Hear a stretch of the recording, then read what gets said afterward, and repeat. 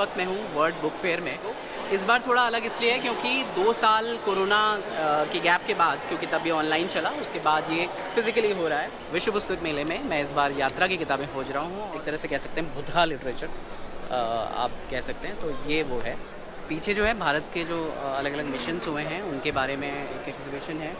तो ये है नियोगी बुक्स का स्टॉल और यहाँ पे आपको ट्रैवल को लेके बहुत सारी किताबें मिल जाएंगी। तो अगर आप बहुत सारी चीज़ों पे हम पैसा खर्च करते हैं, किताबों पे पैसा खर्च करना ये एक अच्छा इन्वेस्टमेंट होता है हमेशा।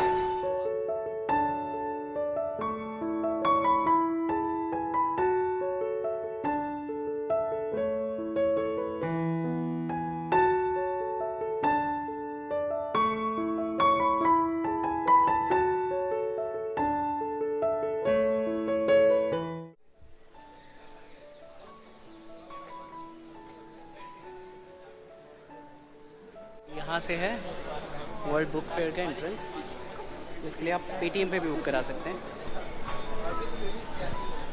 सिक्योरिटी चेक के बाद आप अंदर आ सकते हैं। अंदर आके अगर आप चाहें, थोड़ा लंबी वॉक है, वॉक ना करना चाहें तो यहाँ पे शटल भी अवेलेबल है जो कि आपको अंदर तक स्टॉल्स तक छोड़ देगी।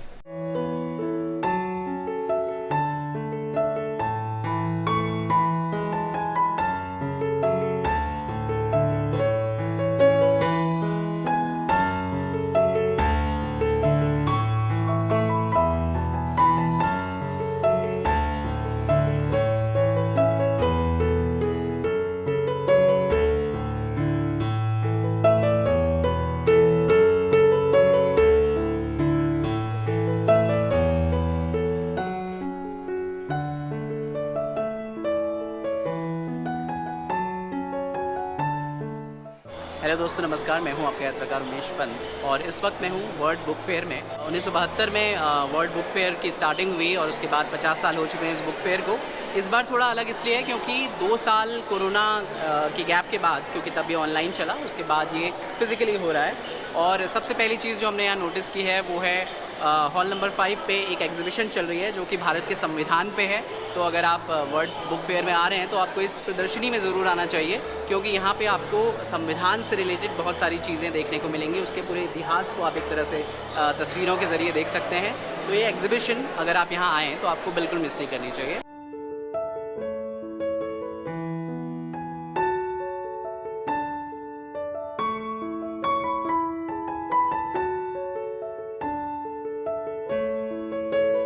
तो ये है जो जिन्होंने हमारा कॉन्स्टिट्यूशन बनाया, उनकी ड्राफ्टिंग कमेटी की पूरी मीटिंग की तस्वीर है यहाँ पर।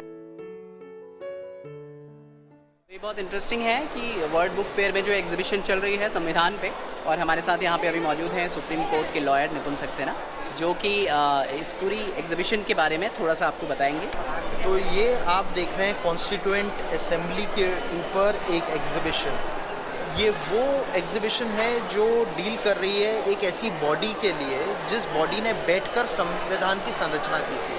तो 9 दिसंबर 1946 को कॉन्स्टिट्यूएंट असेंबली कॉन्स्टिट्यूट हुई थी। उसके पहले सबसे पहले जो चेयरपर्सन थे उनका नाम था डॉक्टर सच्चिदानंद सिन्हा, जिनकी आप फोटो देख सकते हैं यहाँ पे। वो एक टेम्पररी चेयरपर्सन नियुक्त किए थे। उसके बाद 11 दिसंबर 1946 के दिन डॉक्टर राजेंद्र प्रसाद को प्रेसिडेंट बनाया गया था।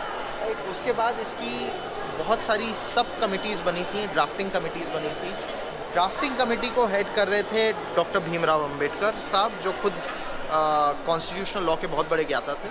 और साथ ही साथ बहुत सारी अदर सब कमिटीज़ थी जिनमें काफ़ी लोगों ने बनाया और अपना योगदान दिया।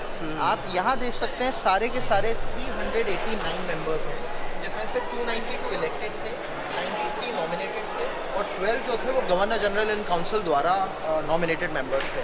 बट इंटरेस्टिंगली क्या हुआ था, चूँकि ये डायरेक्ट एक्शन डे के साथ कोइंसाइड कर रहा था, इसलिए मुस्लिम लीग ने इसमें पार्टिसिपेट, इलेक्शन होने के बाद मुस्लिम लीग ने खुद को विड्रॉ कर लिया था। तो अल्टीमेटली मेंबर्स जो थे वो काफ़ी कम रह गए थे जिन्होंने बैठ के एक्चुअल संविधान की संरचना की। आप इसमें देख सकते हैं the president of the committee जो कॉन्स्टिट्यूएंट असेंबली है, डॉक्टर राजेंद्र प्रसाद साहब, वो यहाँ बैठे हुए हैं। आपको लेफ्ट साइड पे दिखेंगे डॉक्टर भीमराव अंबेडकर, जो ड्राफ्टिंग कमेटी के चेयरपर्सन थे। आपको इसी क्रम में सरदार पटेल भी दिखेंगे जो बैठे हुए थे, और पंडित नेहरू भी दिखेंगे आपको। तो इन सारे लोगों के प्रयासों के फलस्वरूप 2 साल 11 महीने और 17 दिन बाद संविधान 26 नवंबर 1949 को आया। जब 26 नवंबर 1949 को लॉ डे इसीलिए कहा गया है क्योंकि इस दिन हमारे जो सबसे बड़ा लीगल डॉक्यूमेंट जिसको कहा जाता है, जिससे सारे और लॉज अपनी जेनेसिस वो करते हैं, वो उस दिन आया। तो ये थे निपुण सक्सेना जो बता रहे थे हमें इस पूरी प्रदर्शनी के बारे में और संविधान के बारे में। संसद पुस्तकालय द्वारा ये प्रदर्शनी लगाई गई है, पुस्तक प्रदर्शनी। तो अगर आप वर्ल्ड बुक फेयर में आते हैं तो यहाँ पे ज़रूर आएँ और इस प्रदर्शनी को ज़रूर देखें।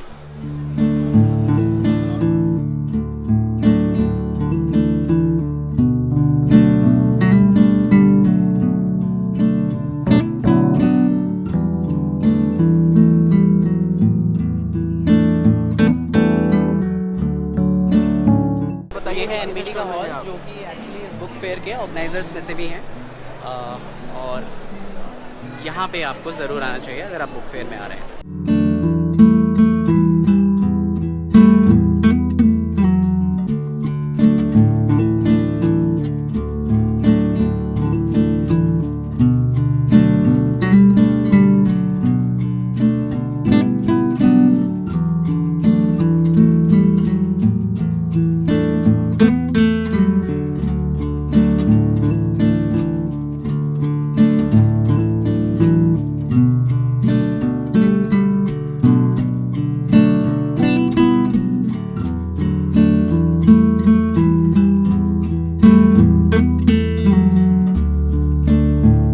विश्व पुस्तक मेले में मैं इस बार यात्रा की किताबें खोज रहा हूँ और उन यात्रा की किताबों में मैं एनबीटी स्टॉल के बाहर अभी खड़ा हूँ और मुझे मिली हैं मेघों के देश में देवधरा हिमाचल प्रदेश, ये रचना गुप्ता की किताब है। हिमाचल प्रदेश ये हरिकृष्ण मिश्र की किताब है और अनोखी आयावरी महेश चंद्र द्विवेदी। तो देखते हैं यात्रा को लेके और जगहों को लेके यहाँ पे एनबीटी में काफ़ी किताबें हैं। जैसे हरियाणा पे एक किताब मुझे दिखी जिसमें हरियाणा का इतिहास और वो सब है। मॉरिशस पे एक किताब मुझे दिखी। तो इस तरह की बहुत सारी किताबें यहाँ पे हैं जो कि ट्रैवल स्पेसिफिक है। तो मैं अभी आज इस पुस्तक मेले में ट्रैवल स्पेसिफिक किताबें ही ढूंढ रहा हूँ और ये कुछ किताबें मुझे मिली हैं।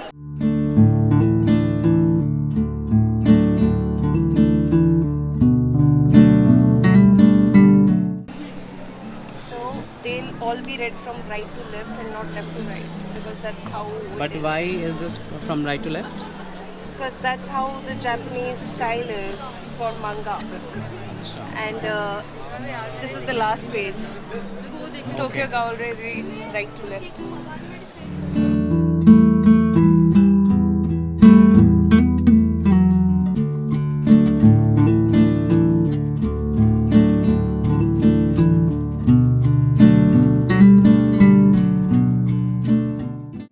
Comic books and all the caricatures are the manga art style.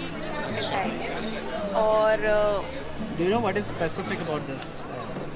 the big eyes, the pointy faces, the kabams and the kabooms, very, very dramatic. Kind of oscillates between reality and a lot of fantasy all at once. So almost everybody has superpowers. Almost everyone will come with something dark, cloudy. Interesting.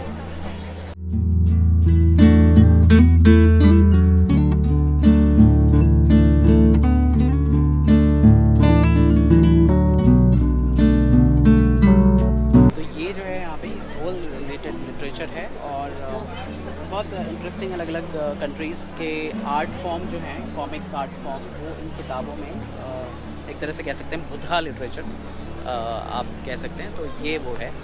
और अगर आप यहाँ आ रहे हैं तो ये Simon and स्कर्स्टर का जो स्टॉल है वहाँ से आप इस तरह की किताबें भी ले सकते हैं। नेटफ्लिक्स में एक फिल्म है द पेल ब्लू आई और ये जो बुक है आई थिंक इसी पूरी सीरीज़ पे बेस्ड है। It's a very interesting film. अगर आप नेटफ्लिक्स में देखना चाहें तो देख सकते हैं, बहुत ही मज़ेदार फिल्म है। और अगर किताब पढ़ना चाहें तो आप यहाँ आ सकते हैं और यहाँ से ले सकते हैं।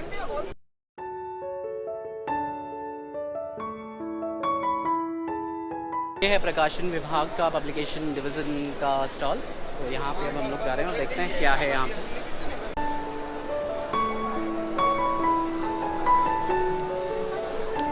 देखते हैं पब्लिकेशन डिवीज़न में हमें ट्रैवल लिटरेचर क्या मिलता है।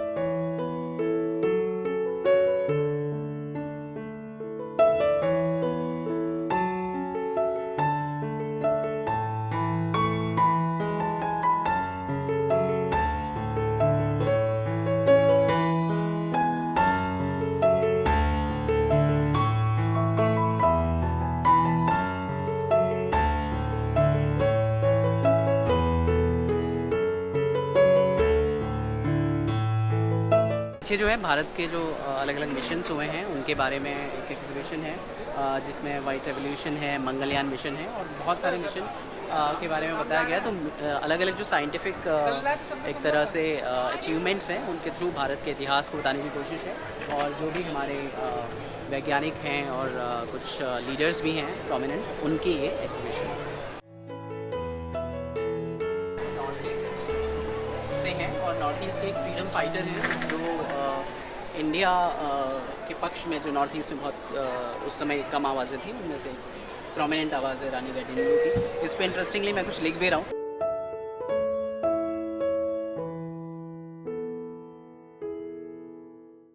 तो इस बार जो बुक फेयर की थीम है वो है आज़ादी का अमृत महोत्सव और उसकी ये पूरी एग्जीबिशन है यहाँ पे लगी हुई है।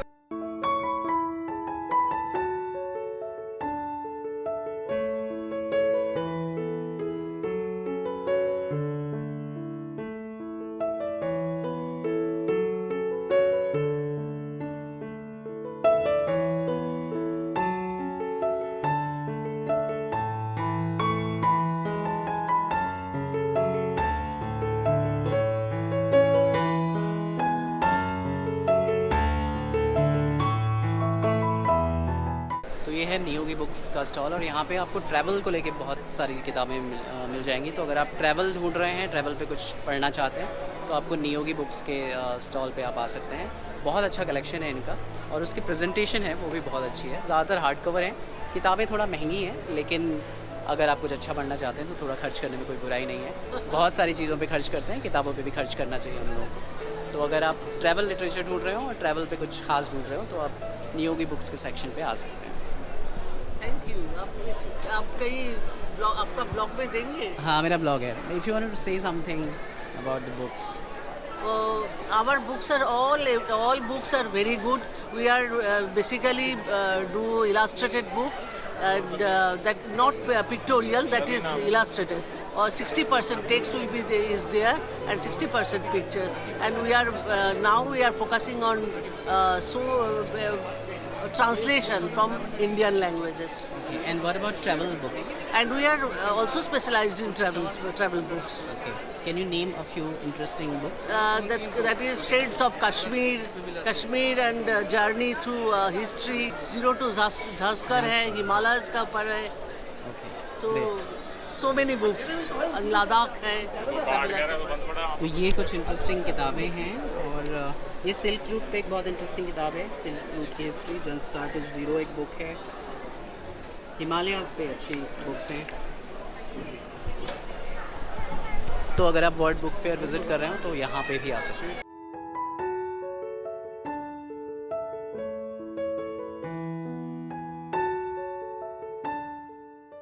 तो मेरे पीछे है राजकमल का स्टॉल और अगर आपको हिंदी की अच्छी किताबें खरीदनी है तो आप यहाँ पे आ सकते हैं।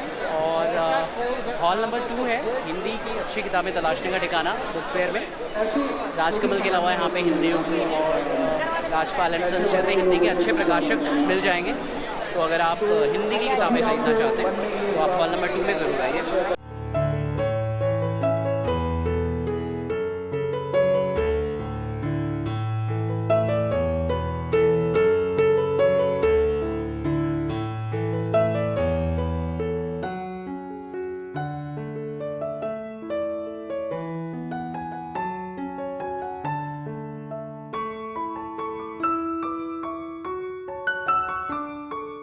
G20 समिट होने वाली है इंडिया में और पहली बार इंडिया G20 समिट होस्ट कर रहा है। तो उसकी जो कंट्री हैं फ्रांस, टर्की, सऊदी अरेबिया और वो सारी कंट्रीज़ जो हैं उनके यहाँ पे बुक स्टॉल्स हैं, उनके पब्लिकेशंस यहाँ पे इस वाले हॉल में दिखाए गए हैं, उनके स्टॉल्स हैं। ये एक जगह है, अगर आपको अलग अलग देशों के बुक्स खरीदनी हो तो आप यहाँ आ सकते हैं।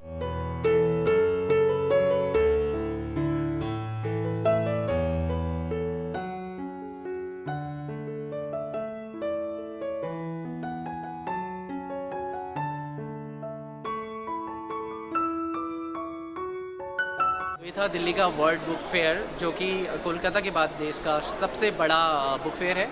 और हमने यहाँ पे देखे बहुत सारे स्टॉल्स, और उन स्टॉल्स को देखने के बाद आज का हमारा ये टूर जो है ख़त्म हो चुका है। और पुस्तक मेले से हमने काफ़ी सारी किताबें ली हैं, और मैं क्योंकि ट्रैवल स्पेसिफिक मैंने थोड़ा सा सर्च की थी, मैं ट्रैवल पे बहुत सारी किताबें ली हैं, हिंदी के और इंग्लिश के और भी कई लैंग्वेजेस के स्टॉल्स आपको यहाँ मिल जाएंगे। तो अगर आप दिल्ली में हैं तो आप वर्ल्ड बुक फेयर ज़रूर आइए।